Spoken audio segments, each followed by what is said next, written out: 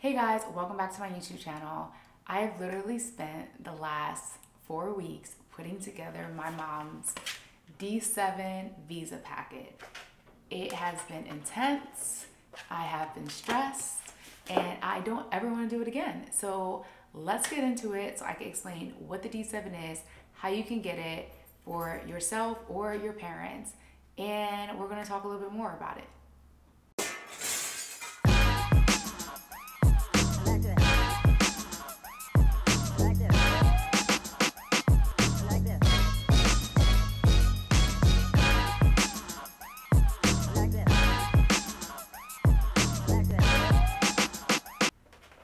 So let's get into it so I can explain to you what the D7 is, how you can get it for yourself or your parents, and how you can look forward to your move to Portugal.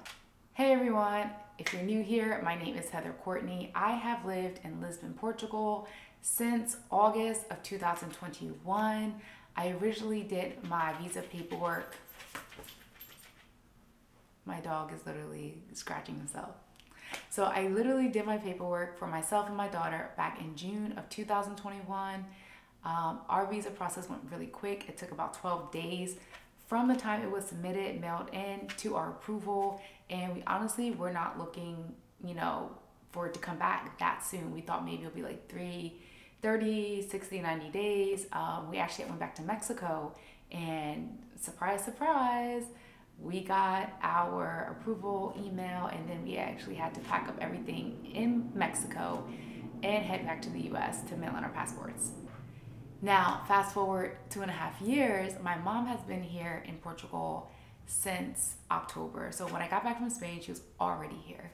So one thing about my mom I noticed so far is that every time I have moved to a new country, at least recently, she has followed. So when I was living in Mexico, she came down to visit for 2 weeks, fell in love, went back to the US, sold her stuff, and then she was living in Mexico for 1.5 years. She came back and got her surgery, bilateral knee surgery, which I highly don't recommend for anyone. It's just a horrible experience.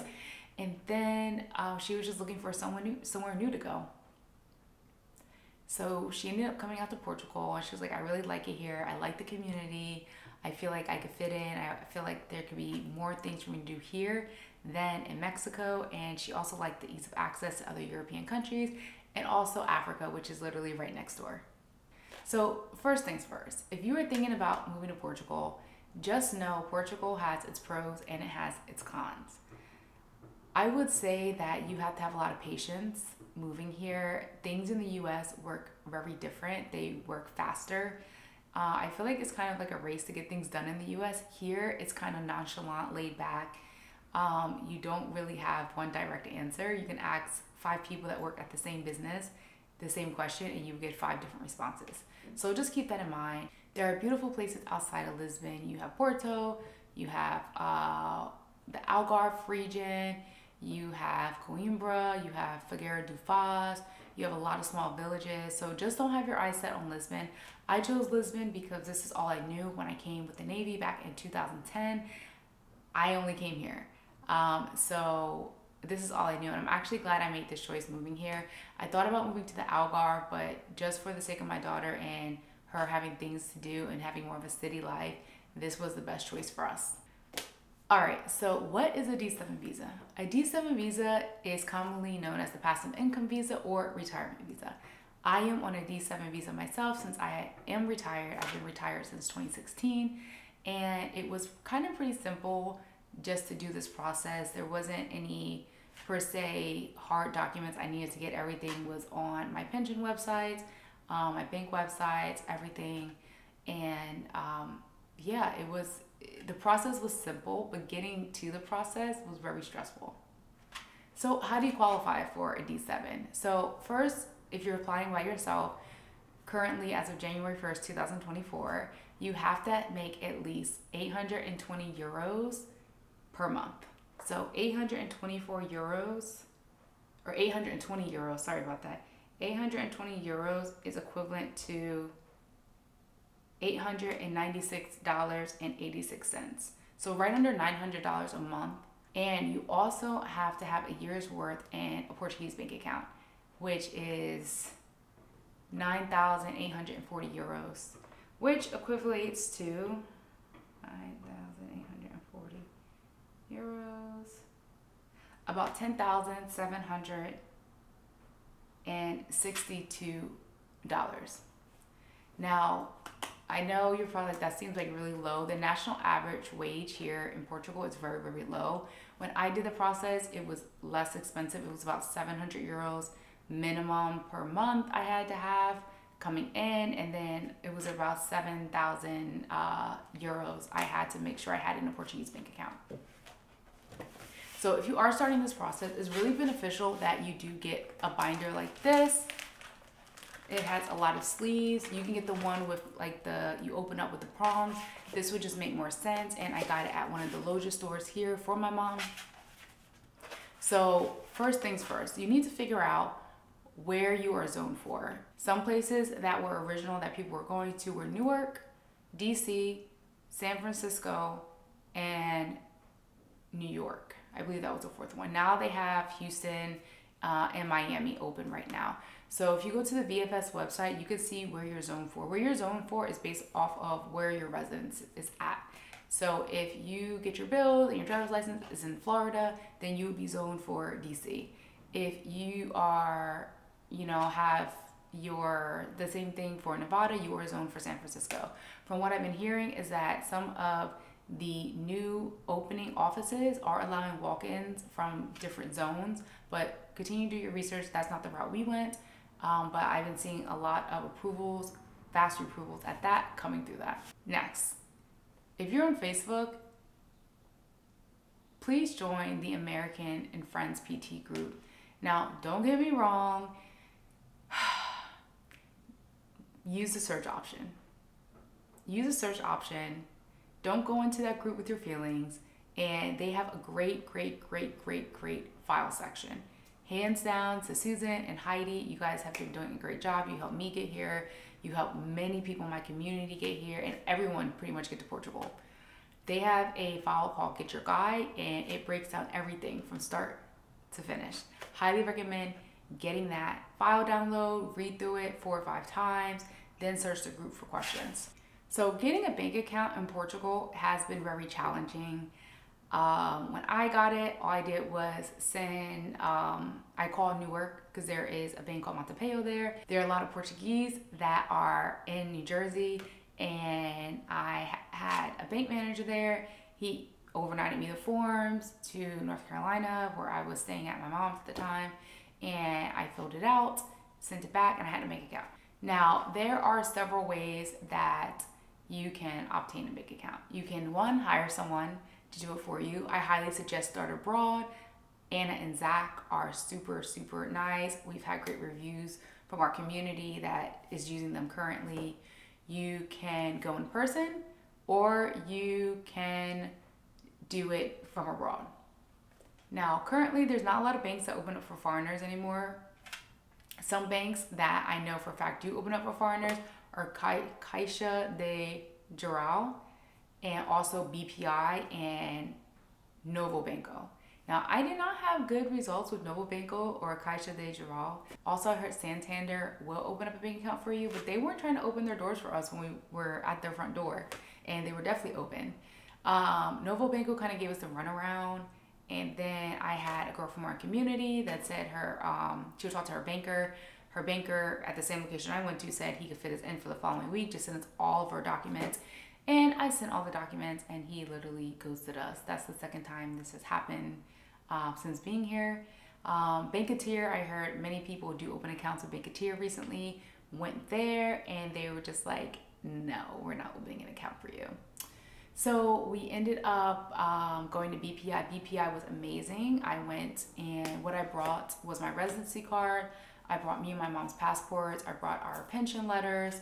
I brought a copy of my lease, a copy of my estado that says that I live in this parish, and verified my home address. And I think that was it. That's all I brought. So we did that paperwork. It took the account was open the same day. It took about a week for them to verify everything and to activate the account. So far it's been good. I actually had to go there a few days ago because my access codes were not working. They gave me new access codes, and now I have access to my account. and now we're just waiting on our bank cards. I will say, as I mentioned again, this is Portugal, so just because someone told me no here in Lisbon does not mean in other areas of Portugal it will be a no. It kind of honestly depends on the person or the date, the day, what they feel like. It's just different here in Portugal. So once you fund your bank account and everything, I highly suggest when you do open up a bank account, open a bank account up in US dollars and in euros. So when you transfer your money from your American bank account into your Portuguese bank account, you won't lose a dollar value. The rate has been really like sucky right now. Last year it was like 1-to-1. It was amazing. Like all of us were like balling out of control. But now today was like 0.91 to the dollar. So we do lose some money. But if you don't want to lose money, open up a USD account or open up an additional account if you are like from the UK and you want to open up a GB Gulf, British GB, what's the currency? GB pounds? Great Britain, yeah, GBP account. Open that so you don't lose the value on your money. Other documents that you need to show for your D7 visa are 3 months worth of bank statements, just the summary pages. If you have credit cards, if you have stock investments, if you have portfolios, make sure you include that too. The stronger your package is, the more money that you make, the stronger your package is. So the Portuguese do know that you're not just going to come here, not have any money, and then take away from resources that are meant for the local community. Health insurance. Now, there's so many different health insurances out there. You can use Square Mouth, which is a website that will break down different insurances that you need. Now, this is travel insurance. You have to have a minimum of $30,000 in coverage, has to be useful in the Schengen, the EU area. Also, you need to have COVID coverage as well. So originally I did Tradwick. And it was like 65 euros for me and my daughter. We had no issues. But when I looked for my mom, because she's older, a lot of places went at like $400 or $500, $1,000. Thankfully, through the American and Friends PT group, I found AXA, and I ended up spending 189 euros, which is about $200 for 6 months worth of coverage. This is a requirement. You cannot get around it at all. It's definitely 100% needed for your visa application. One thing that you should get started on first, if you're thinking about doing your visa application and moving within the next 90 to 120 days, definitely start getting all your paperwork that, you know, has to be dated recently. For instance, your FBI check. It can't be no more than 6 months old. Do not open it. You can get an electronic version of it as well. The paper version, do not open it at all. Leave it closed because it is needed, so they know it's certified, you didn't tamper with it or anything like that. Birth certificate, if you might be your kids or you might be married, any type of legal document, make sure it's dated within the last 6 months, because Portugal is very stickler about dates. I believe my birth certificate was from 2006 when I had gotten a new one, and they were just like, no, you need to get a newer one. So just keep that in mind also. Now, there is a chance that if you do have a record, your visa application will be approved. I had a record, unfortunately, but what I did with I wrote a statement about my arrest, and, you know, that I was sorry for it, and, you know, I haven't had any other criminal convictions since then, and it was good to go. Now, I don't know about everyone's situation, but if it's not anything like you murdered someone or you have felonies or anything like that, you should be good to go. But also, you can always reach out to the consul and ask questions or consult an immigration lawyer. You're also going to have to submit a background check for Portugal. Now, this is different than the FBI check. It's like a little form that you print out and you sign and you submit. There's 2 different versions based on if you're going to the consul or VFS. So definitely for my mom, I have printed out both of them because I'm not sure which one they're going to ask for. But it's just something really simple. Just say your name, your birth date, and you consent to them doing a background check on you, just in case you came to Portugal and broke some laws previously. Also, if you have anything that might need to be translated, make sure you take care of that as well. Also, if you need anything to be apostille, you need to take care of that as well.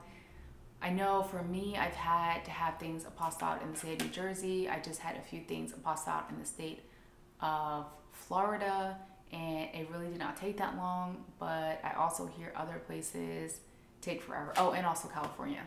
So also keep that in mind. So we're gonna get to this yellow folder. What I suggest is printing out a checklist. This checklist is used by VFS for your appointment when you go for your visa. And it kind of just helps things stay in order. I'm not sure if you guys can see that or not. It's like a checklist right here. So I just have everything. Now, I've seen people use several different versions of this, but for the most part, everything has been like in the exact same order. It's just different at the top. But at your appointment, they will give you a checklist as well. For me, I mailed my application in back in 2021 to DC, so I never been to an in-person appointment, but I've been steadily reading different people's experiences out of the San Francisco office, and everything seems to be, you know, the same.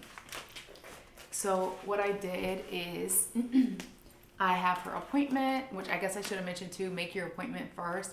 A lot of times appointments are set out. One of the issues I know with the San Francisco office is that there is no option for a D7 national visa.